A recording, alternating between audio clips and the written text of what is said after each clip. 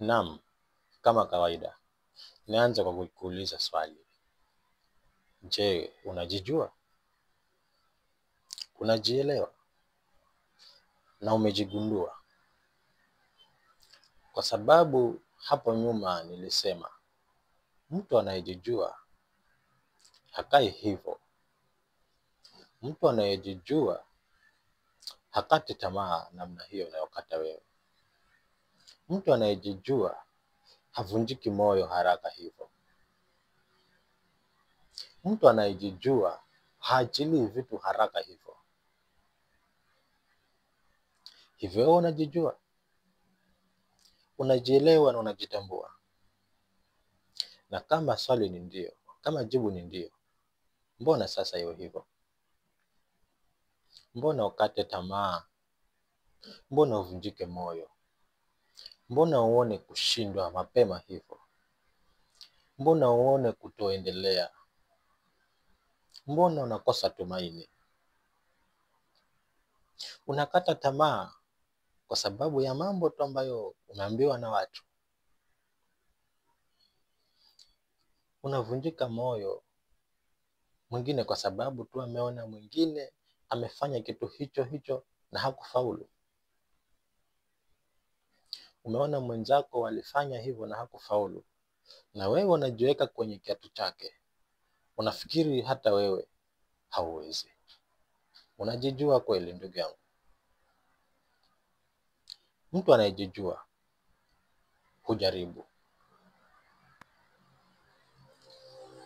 na haachi kujaribu. Mwingine akasema, jaribu ushindwe, lakini usishindwe kujaribu. Lakini nakushangaa ndugu yangu, hata kujaribu hautaki kujaribu,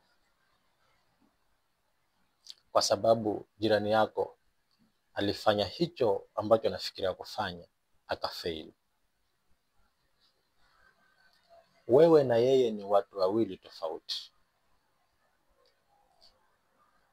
Amka na ufanye, na hata usijaribu, fanya.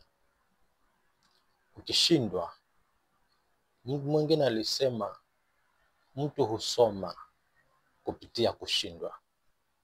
Utakaposhindwa, utakuwa umepata somo ya kwamba nilikosea hapa, nikakosea hapa. Wakati mwingine ukiamka, utakuwa umerekebishika. Lakini ndugu yangu, umekata tamaa mapema. Umekufa moyo mapema kwa sababu tu ya mtazamo wa watu kwako. Wengine ni jinsi watu wanavyokuongelea pale mtaani, wanavyokusema, wanavyokuona.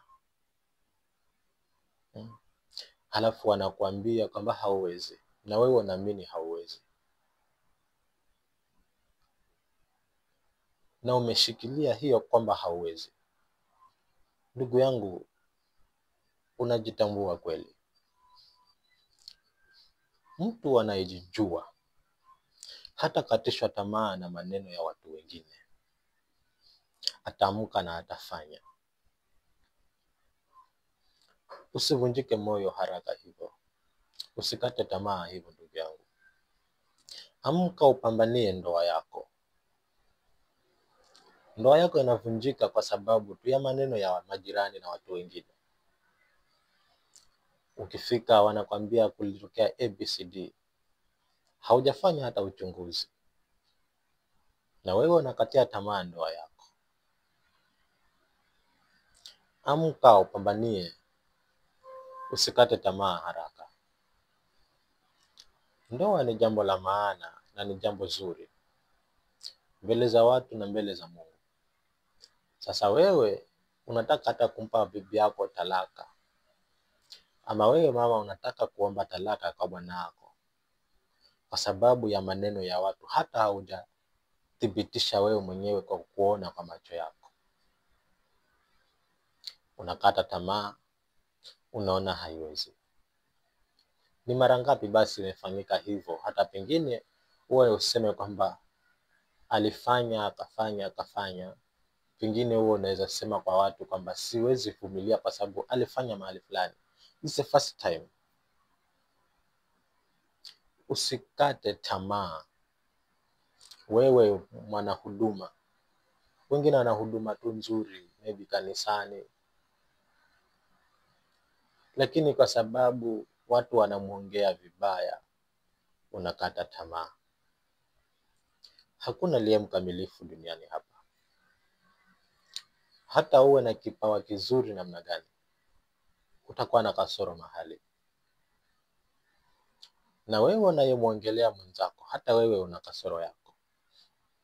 Lakini kitu kikubwa ni usikate tamaa. Usivunjike moyo na hayo maneno ya watu wanayokusemea. Walisema wanaongea mchana, usiku watalala. Bora wewe mwenyewe unajua unachokifanya hakivunji sheria za nchi na hakivunji sheria za Mungu. Fanya. Usikate tamaa. Wakati mwingine hata familia wanaweza kuinukia pia kwa hicho unachotaka kukifanya. Wao kama familia wainuke na waseme hawataki hiki na hiki na hiki.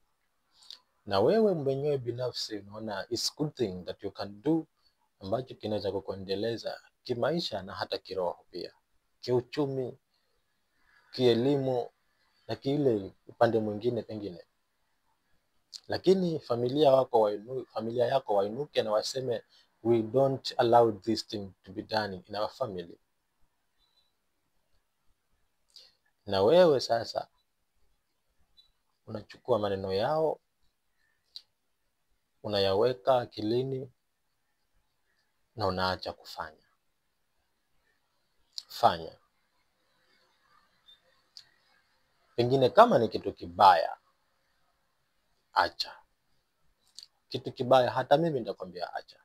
Lakini kitu kizuri cha kukuletea maendeleo yako mwenyewe na familia yako na biashara yako na huduma yako, usiache kufanya kwa sababu wengine wanakuongea vibaya. Ni kawaida mwanadamu kuongea. Mdomo mwanadamu siku zote uko wazi. Na ni vigumu kufunga mdomo mwanadamu. Unaweza funga sikio lisisikie, lakini huwezi funga kinywa cha mwanadamu. Ataongea tu. Basi mwingine akasema, ni heri ukate mkono, ni heri ukate mguu, ni heri ukate kitu kingine chochote kile, lakini usikate tamaa. Usikate tamaa. Usife moyo. Usiache kufanya kwa sababu mwenzako alifanya na hakufaulu. Fanya. Bahati yako si sawa na ya mwingine. Nitatumia ule msemo anasema nyota. Pengine nyota yako si sawa na yangu. Huenda mimi nilifungua biashara nikaifunga muda mchache tu. Na wewe sasa unasema kama fulani alifanya na kafunga, mimi ni nani? Wewe ni wewe na mimi ni mimi. Mimi ni mimi na huyo mwingine huyo mwingine. Katu hatuwezi fanana. Katu hatuwezi endana. Mnaweza fanana kisura, mfanane kitabia, lakini kuna kitu cha tofauti ambacho Mungu alikiweka ndani yako, alikiweka ndani ya mwingine, na haviwezi fanana.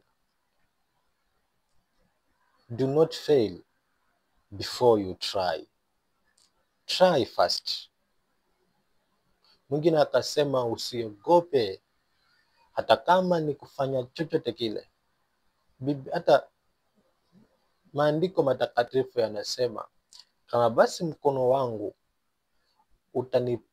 utaniponza kuingia ufalme wa mbinguni, nitaukata ili niingie mbinguni. Hii inamaanisha tu usikate tamaa maybe kuitafuta mbingu. Fanya namna yoyote ukaione mbingu. Na wewe usikate tamaa kufanya hicho unatakofanya. Wanandoa, msikate tamaa ndoa zenu kwa sababu ya hali ya uchumi ni mgumu. Siku hizi mababa wanatoroka familia zao kwa sababu tu ya mambo ni magumu, uchumi ni mgumu. Anaona haiwezekani, anaona ni mzigo kwa familia yake, mtu anaenda mbali na familia yake kwa sababu tu ya uchumi ni mgumu. Usikate tamaa, pambana na familia yako, muinuke pamoja. Mkianguka, angukeni pamoja, mkiinuka, muinuke pamoja. Lakini kitu kikubwa ni usikate tamaa. Lipo tumaini, lipo tumaini kwa mti uliokatwa.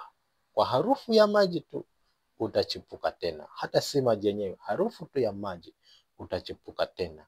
Na wewe pia lipo tumaini la kuinuka. Wewe ambaye pengine ulijaribu ukafail, lipo tumaini la kuinuka. Jitie moyo, jitie nguvu, simama imara kama shujaa. Akaambiwa Yoshua kwamba kuwa shujaa na mjasiri. Na wewe kuwa shujaa na jasiri, jitie nguvu, simama, inuka, usikate tamaa. Bye bye.